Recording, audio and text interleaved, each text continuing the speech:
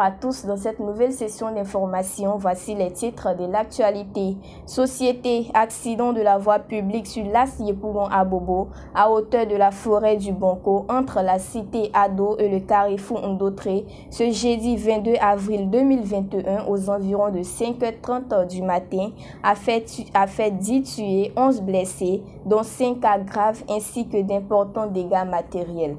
Nécrologie, Maréchal Idriss Déby Into a reçu les hommages de la République. Plusieurs présidents et autorités de pays ont effectué les déplacements pour rendre hommage au défunt président du Tchad. Emmanuel Macron de la France, il faut observer la présence du Togo, de la Centrafrique et bien d'autres. Enfin, perturbation dans la fourniture de l'électricité, la fin du calvaire prévue pour le mois d'août selon le DG de l'énergie. Merci de nous suivre et bienvenue à tous.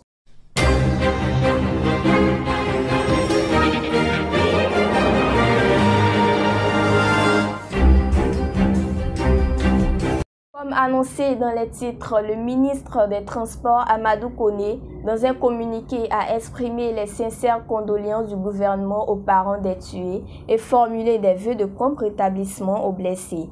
Il a informé que les blessés les plus graves seront pris en charge pour éviter que le bilan des décès ne s'alourdisse davantage. Malgré les efforts de sensibilisation, d'amélioration de la qualité des infrastructures routières et des sanctions de plus en plus lourdes infligées aux responsables des accidents graves, l'on constate une hausse du nombre d'accidents graves de la route depuis le mois de février. Profitant du communiqué, il a appelé encore une fois les transporteurs et conducteurs au respect du code de la route, à l'entretien régulier de leurs véhicules, à la prudence et à la courtoisie sur les routes, puis d'insister sur le fait que le gouvernement accentuera les efforts dans la lutte contre l'incivisme routier. L'accident sur l'As Yepougon-Abobo, faut-il le rappeler, a impliqué 4 véhicules, un camion Ben, un taxi communal de Yepougon et 2 minicars. Une enquête policière est en cours en vue d'établir les responsabilités. Poursuivons avec le décès du président tchadien Maréchal Idriss Déby. Sa dépouille a été exposée sur la place de la Nation de N'Djamena, une place qu'il a lui-même bâtie pour marquer le nouveau départ du Tchad. Les 21 coups de canon ont été tirés à son honneur. Rappelons que Idriss Déby Into avait dit lors d'une interview « Je ne vais pas mourir dans mon fauteuil, mais je vais mourir sur le front ». Notons également que son fils Mahamat Idriss Déby, général 4 étoiles, l'a succédé au pouvoir. Du nouveau dans l'attaque de la base militaire de Ndotré. Aux premières heures de l'attaque, le communiqué de l'armée ne donnait aucune indication sur ses origines et ses motivations. Les données semblent avoir évolué. Le colonel Boubacar Sako et le commissaire du gouvernement Ange Kessi donnent plus de détails. Au moment où on retirait ses corps, les portables des assaillants crépitaient. Les numéros qui sortaient de ces portables venaient du Libéria. Les gens qui avaient leur base dans ce pays appelaient pour savoir si l'opération a été un succès, a relevé le commissaire du gouvernement au journal télévisé de 20h.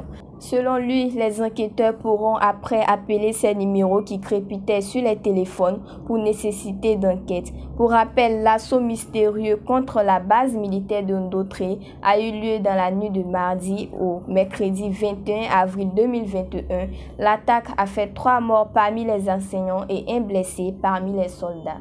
En Côte d'Ivoire, coupure d'électricité. Certains quartiers d'Abidjan, comme des villes de l'intérieur du pays, sont dans le noir ces derniers jours. Des perturbations dans la fourniture de l'électricité inquiètent la population.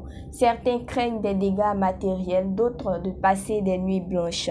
Cissé Sabati, directeur général de l'énergie, invité sur le plateau de la télévision nationale le mercredi dernier, a expliqué ces perturbations par le fait que le niveau de l'eau dans les barrages est bas, du fait de la rude saison sèche cette année. Pour cette situation de perturbation qui touche partiellement la ville d'Abidjan et des villes de l'intérieur du pays, Cissé Sabati a ajouté aussi que l'incident technique survenu à la centrale d'Azito dans la nuit du 20 au 21 avril 2021 a endommagé une grosse machine de production thermique. Et puis, la troisième journée du séminaire gouvernemental, les acteurs du secteur privé ivoirien entendent accélérer la transformation de l'économie. Le Premier ministre Patrick Achi a présidé à l'ouverture des travaux à la troisième journée du séminaire gouvernemental le vendredi 23 avril 2021 à la salle des Pas Perdus de la présidence de la République en Côte d'Ivoire à Abidjan Plateau.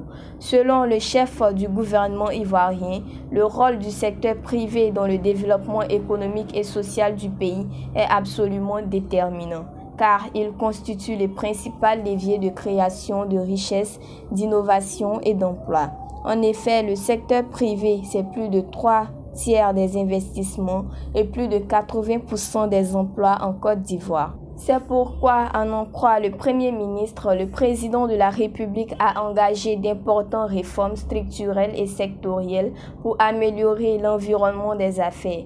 Plus de 85 réformes au total, maintes fois saluées par la communauté financière internationale, a soutenu Patrick Achi.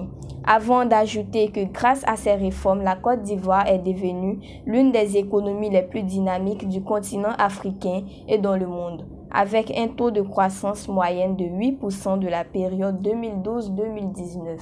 Enfin, dans la commune d'Atekoubé, les habitants de la commune d'Atekoubé en colère contre les conducteurs des minicars appelés communément Gbaka. C'était le vendredi 23 mai 2021. Alors que l'un d'entre ces véhicules était stationné, un autre l'a percuté par l'arrière, entraînant ainsi le déracinement d'un réverbère en plein centre du boulevard. Ce énième incident a alors provoqué le ras-le-bol des habitants qui n'ont pas manqué de manifester leur colère.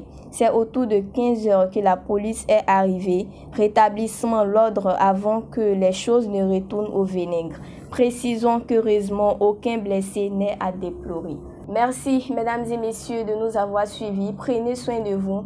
Toute l'équipe de l'œil d'Abra souhaite un bon mois de Ramadan à tous les musulmans. Merci et à très bientôt pour d'autres sessions d'information.